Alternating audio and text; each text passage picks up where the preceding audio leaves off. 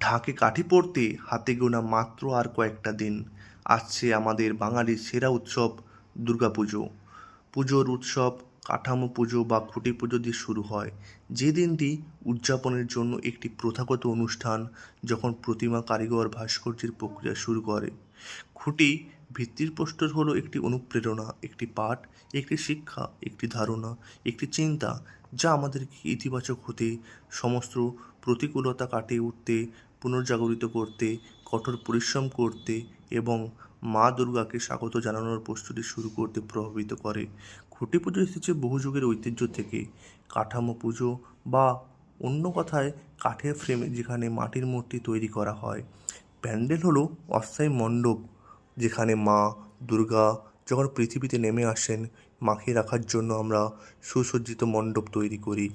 একইভাবে পপন চকলারপুর কাংড়াপুজি দুর্গোৎসব কমিটির খুঁটি পুজোর মধ্যে দিয়ে শুরু হলো এই বছরের দুর্গাপুজো।